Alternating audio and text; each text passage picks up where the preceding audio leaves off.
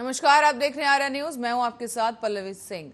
झड़प की बात करें तो पंजाब हरियाणा बॉर्डर पर बैठे किसानों और सरकार के बीच जिस तरह की नोकझोंक चल रही है और जिस तरीके का विवाद बना हुआ है वो खत्म होने का नाम नहीं ले रहा है। बता दें कि पंजाब, हरियाणा और पश्चिमी उत्तर प्रदेश समेत देश के कई और हिस्सों से आए हुए किसान कृषि से जुड़े तीनों कानूनों को लेकर दिल्ली की यूपी हरियाणा से लगी हुई सीमाओं पर विरोध प्रदर्शन कर रहे हैं। और आज हरियाणा के यमुनानगर में जब बीजेपी की जिला स्तरीय बैठक होने जा रही थी, उसी दौरान प्रदर्शनकारी किसानों ने पुलिस से झड़प कर ली। इस पूरे मामले में पुलिस द्वारा लगाई गई बैरिकेडिंग को भी तोड़ दिया गया। हालांकि किसानों ने खुद को इस पूरे मामले से एक बार फिर से अलग कर लिया है और कहा है कि हमारे बीच ऐसा कुछ भी नहीं है और कुछ ऐसे अराजक तत्व हैं जो माहौल खराब करने की कोशिश कर रहे हैं। और इसी के साथ ही क्या है पूरा मामला, आपको बताएंगे इस रिपोर्ट के जरिए।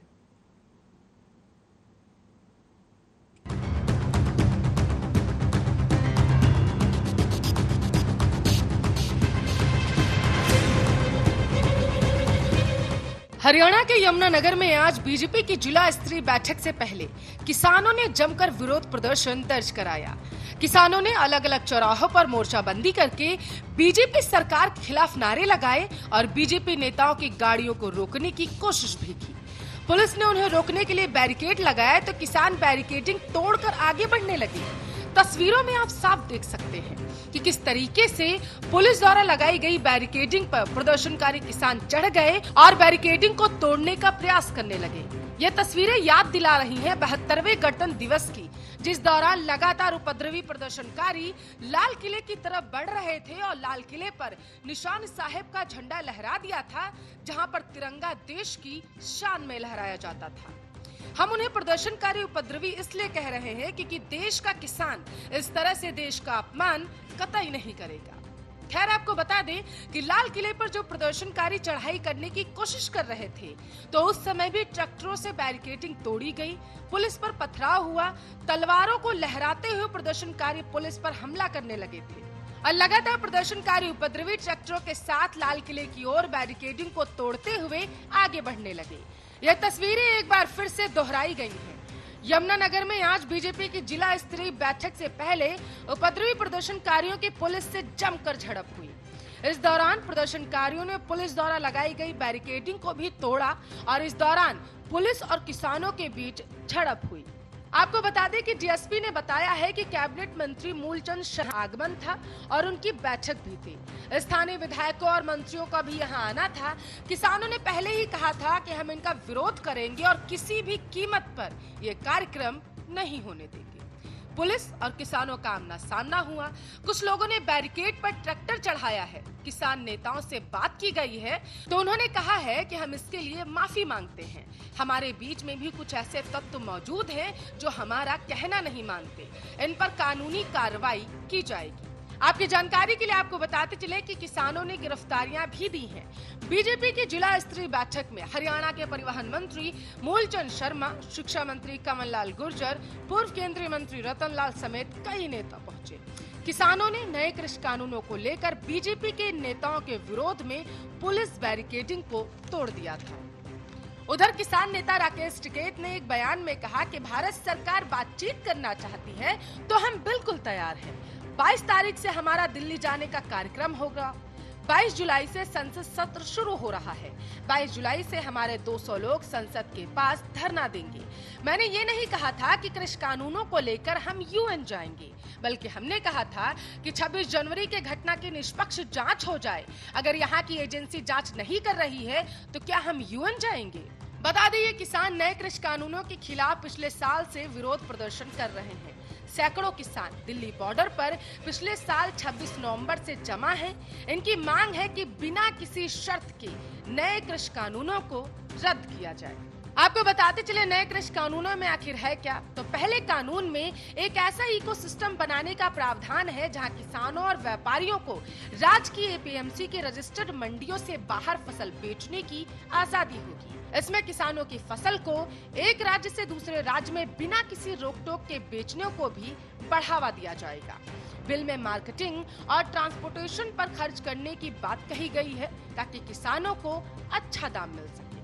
इसमें इलेक्ट्रॉनिक व्यापार के लिए एक सुविधाजनक ढांचा मुहैया कराने की भी बात कही गई। अब इस बिल का विरोध क्यों हो रहा है, तो आपको बता दें कि विपक्ष कह रहा है कि राज्य को राजस्व का नुकसान होगा, क्योंकि अगर किसान एपीएमसी मंडियों के बाहर फसल बेचेंगे तो वे मंडी फीस नहीं वसूल कर पाएंगे।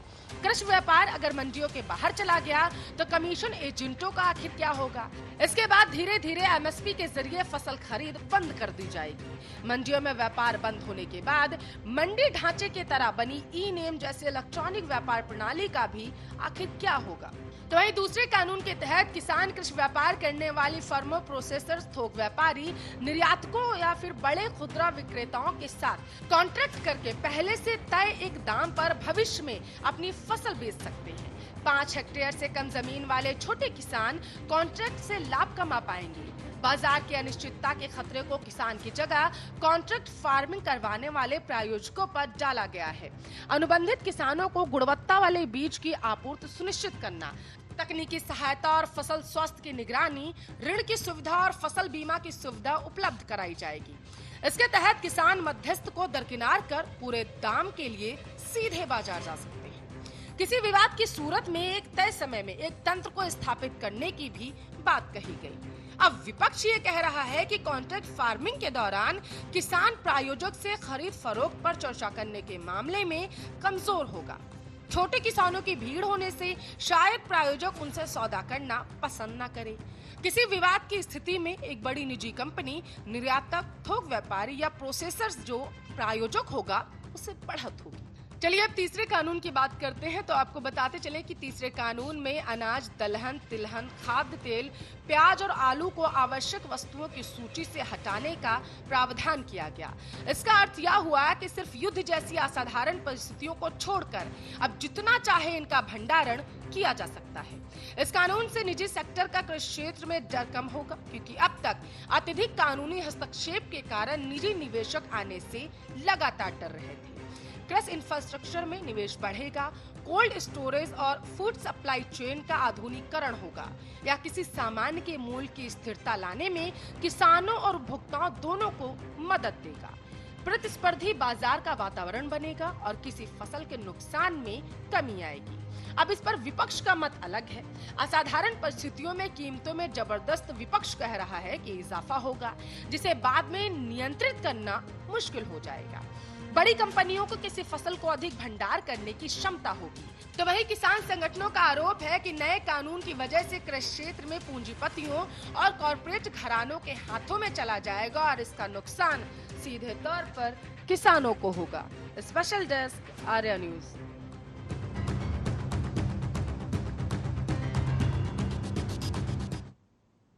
और वहीं सरकार ने अब आत्मनिर्भर कृषि ऐप लॉन्च कर दी है। इस ऐप के जरिए कृषि से जुड़ी सभी अहम जानकारी जो है किसानों तक आसानी से पहुंचाने के लिए इस ऐप को डिजाइन किया गया है। इस ऐप से जुड़ी अहम जानकारी देखिए इस रिपोर्ट में।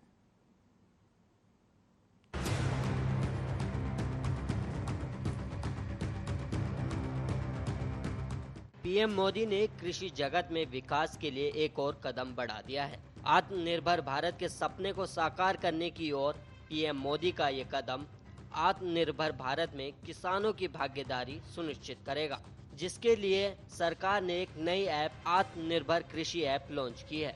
हालांकि किसानों को खेती किसानी से जुड़ी जानकारी देने के लिए देश में अभी कई प्लेटफॉर्म काम करते हैं, पर इस ऐप पर सरकार ने उन सभी जानकारियों को एक ही जगह पर लाने का काम किया है। इससे किसानों को खेती और किसानी की अलग अलग जानकारी के लिए अलग अलग प्लेटफॉर्म पर भटकना नहीं होगा और वो बस अपने स्मार्टफोन पर एक टैब से पूरी जानकारी पा सकेंगे।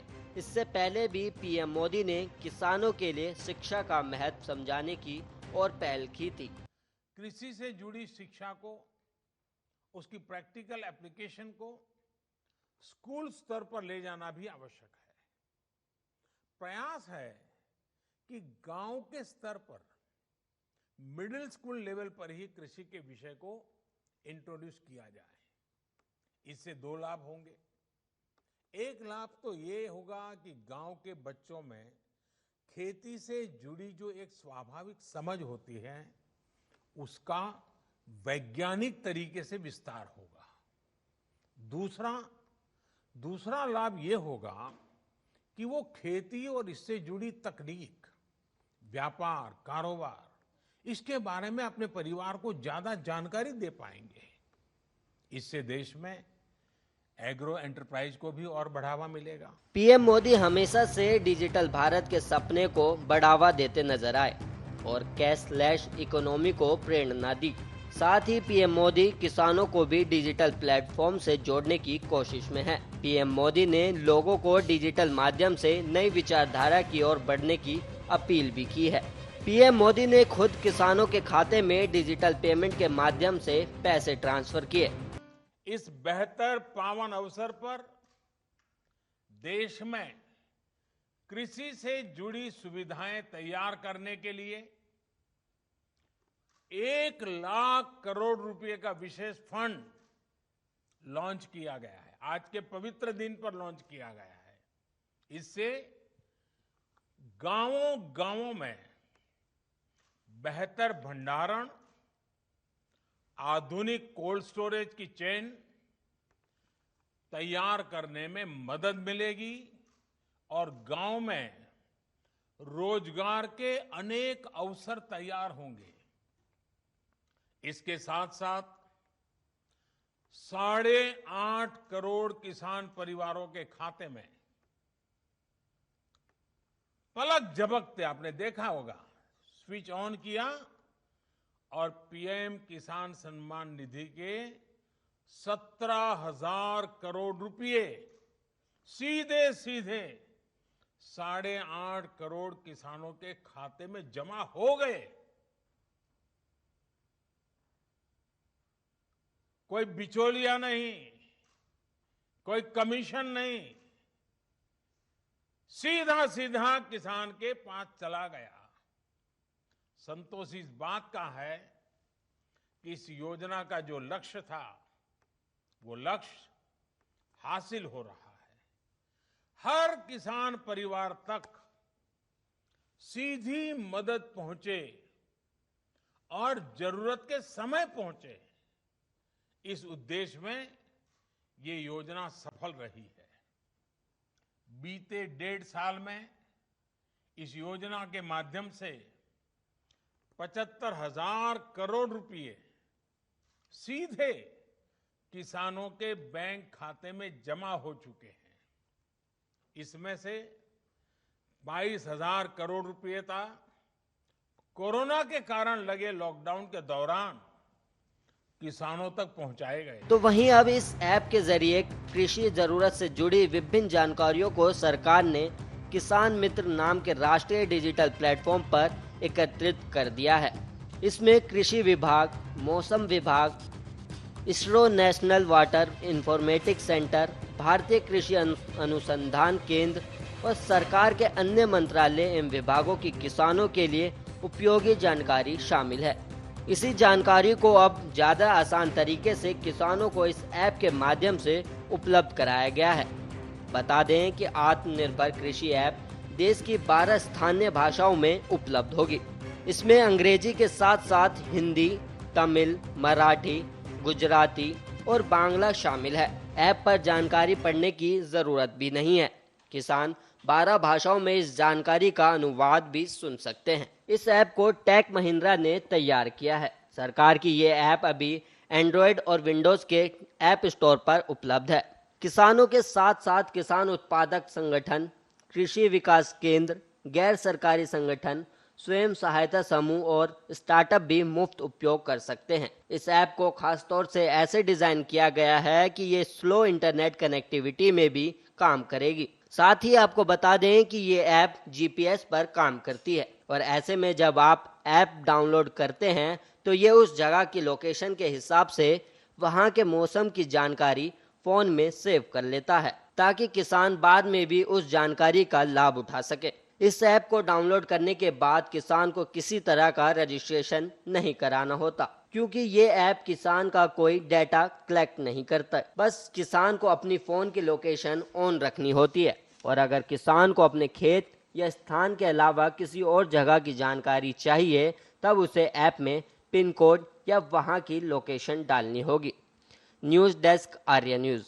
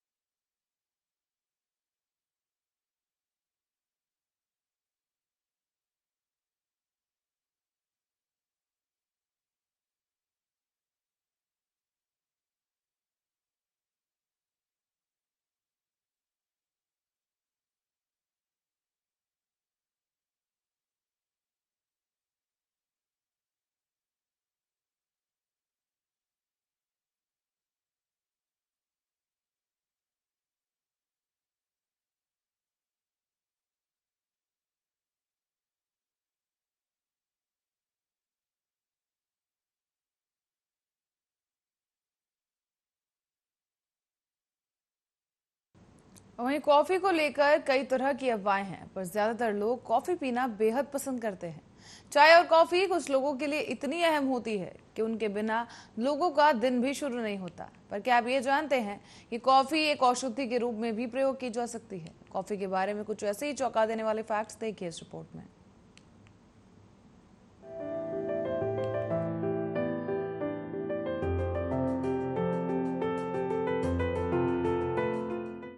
खुशबू ऐसी कि मदहोश कर दे, जायका ऐसा कि एक घूंट में ही सारी सुस्ती भगा दे।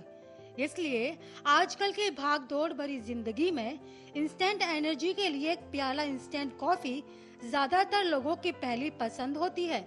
लेकिन कॉफी पीने के पहले एक बात का ध्यान रखना भी जरूरी है कि कॉफी पीने के फायदे जितने होते हैं उतने ही नुकसान भी हैं। पर संतुलित मात्रा में कॉफी के सेवन से न सिर्फ हृदय स्वस्थ रहता है, बल्कि कॉफी कई रोगों के लिए औषधि के रूप में भी काम करती है। कॉफी का कड़वा और गर्म प्रकृति कफ और बात को कम करने में मदद करने के साथ साथ दिमाग को भी ऊर्जा प्रदान करती है। और ये तो आप मानते ही हैं कि कॉफी के सेवन से नींद और खुमारी में भी कमी होती है। पर आगे हम आपको कॉफी के कुछ ऐसे गुणों के बारे में बताएंगे जिनके बारे में शायद ही आप में से ज्यादातर लोगों को पता हो। कॉफी पाइल्स, दस्त, सिर दर्द, संधिवात, आमवात, निद्रा और शारीरिक थकान को दूर करती है। और कॉफी को अल्प मात्रा में सेवन करने से सांस संबंधी समस्या में लाभ मिलता है। कॉफी में उपस्थित रस कैफीन के कारण ये मूत्र संबंधी बीमारी, मस्तिष्क और दिल को उत्तेजित करने में मदद करती है। तो वहीं बात करें अगर कॉफी की वीनस की, तो कॉफी के रस का प्रयोग हृदय संबंधी बीमारी और किडनी के सूजन को कम करने में भी सहायक होती है। कॉफी का संतुलित मात्रा में सेवन करने से थकान और सुस्ती दूर होती है। बता दें कि ब्लैक कॉफी पीने से न सिर्फ हृदय की दुर्बलता कम होती है, बल्कि ये सिर दर्द, उल्टी, थकान, खाने में अरुचि जैसी समस्याओं के लिए दवा जैसा काम करती है। अक्सर पेट में गड़बड़ी होने के कारण मुंह में बदबू की समस्या होती है और ऐसे में कॉफी का काढ़ा बनाकर गरारा करने से मुंह की दुर्गंध कम होती है। एसिडिटी या अपच के कारण उल्टी महसूस हो रहा है तो कॉफी के बीज और पत्ते का काढ़ा बनाकर 10 से 20 मात्रा में पीने से खाने में अरुचि, उल्टी, प्यास में लाभ होता है। इतना ही नहीं, पेट में इंफेक्शन होने के कारण या असंतुलित आहार योजना से दस्त की बीमारी हो जाती है। ऐसे में कॉफी का प्रयोग दस्त और अग्निमांद्य की चिकित्सा में फायदेमंद होता है। घी में भुना हुआ कॉफी के चूर्ण से बनाया काढ़े में दूध और चीनी मिलाकर पीने से नाड़ी की शिथिलता मिटती है। संतुलित मात्रा में कॉफी इस तरह से सेवन करने से दिल स्वस्थ रहता है। घी में भुना हुआ कॉफी के चूर्ण से बनाया गया काढ़ा दिल के लिए भी फायदेमंद होता है। साथ ही मौसम के बदलने के साथ बुखार अपने चपेट में किसी न किसी को ले ही लेती है। जहां कॉफी बुखार के राहत दिलाने में गुणकारी होती है, तो वहीं घी में भुना हुआ कॉफी के चूर्ण से बनाए काढ़े में दूध और चीनी मिलाकर पिलाने से बुखार से राहत मिलती है। पार्किंसन बीमारी का मुख्य कारण वात दोष बढ़ना होता है। ऐसे में कॉफी में वात शमन का गुण पाया जाता है, जिसके कारण इस बीमारी के लक्षणों को कम करने अथवा रोकने में मदद करती है। तो वहीं अस्थमा एक ऐसी बीमारी है जो वात और कफ दोष के असंतुलित होने के कारण होती है। कॉफी में वात और कफ दोनों ही दोषों को शमन करने का गुण पाया जाता है, जो कि अस्थमा के लक्षणों को कम करने में मदद करती है। एक रिसर्च के अनुसार कॉफी में एंटी कैंसरकारी गुण पाए जाते हैं, जो कैंसर जैसी बीमारी के लक्षणों को भी कम करने में मदद करती है। कॉफी को ब्रेन स्टिमुलेंट माना जाता है, क्योंकि दिमाग से जुड़ी कुछ परेशानियां जैसे याददाश्त कमजोर होना, तनाव, डिप्रेशन जैसे सभी वात के बढ़ने के कारण होता है। ऐसे में कॉफी में पाए जाने वाले वात शामक गुण इन सभी परेशानियों को दूर कर दिमाग के लिए हितकर मानी जाती है। तो वहीं कॉफी का सेवन लीवर संबंधी समस्याओं को दूर करने में सहायक होता है, क्योंकि कॉफी में लीवर प्रोटेक्टिव का गुण पाया जाता है। कॉफी में दीमन और पाचन गुण पाए जाने के कारण ये पाचन को स्वस्थ रखती हैं, जिसके कारण मेटाबॉलिज्म भी मजबूत होता है। साथ ही वजन को भी कम करने में सहयोग मिलता है। साथ ही कॉफी का सेवन डायबिटीज के रिस्क को कम करता है। साथ ही एक रिसर्च के अनुसार यहाँ तक कहा गया है कि कॉफी में स्किन कैंसर से लड़ने के भी गुण पाए जाते हैं, जो इसके लक्षणों को भी कम करने में भी मदद करते हैं। और एक रिसर्च के अनुसार कॉफी में कोलेस्ट्रॉल को बढ़ाने वाले गुण भी पाए जाते हैं, जो कि कोलेस्ट्रॉल की कमी की स्थिति में लाभदायक होती है। लेकिन इन सब के बीच जैसे कॉफी पीने के फायदे हैं, वैसे ही असंतुलित मात्रा में कॉफी पीने के नुकसान भी होते हैं। बच्चों के लिए कैफीन के 5.3 ग्राम मात्रा का सेवन प्राणघातक साबित हो सकती है। इसके अलावा गर्भावस्था में भी इसके प्रयोग से बचना चाहिए। साथ ही इसका प्रयोग स्तनपान कराने वाली महिलाओं को नहीं करना चाहिए, और अगर कोई करता है तो कैफीन के प्रभाव से अनिद्रा की बीमारी हो सकती है। कॉफी पीने के नुकसान गर्भवती महिला और स्तनपान कराने वाली महिला दोनों को हो सकता है। प्रतिदिन 5 कप कॉफी यानी 500 कैफीन का प्रयोग सुरक्षित होता है। मानसिक, किडनी और थायराइड ग्रंथियों के रोगियों को कॉफी का प्रयोग सावधानी पूर्वक करना चाहिए, और इसका लंबे समय तक अत्यधिक मात्रा में सेवन करने पर दस्त, सिर दर्द, अरुचि, हृदय में बेचैनी, अनिद्रा, उल्टी और आमाशय की समस्या हो सकती है। अगर आप कॉफी पीने के शौकीन हैं, तो इन चंद सावधानियों को ध्यान में रखते हुए पीजिए अपनी कॉफी। स्पेशल डेस्क, आर्य न्यूज।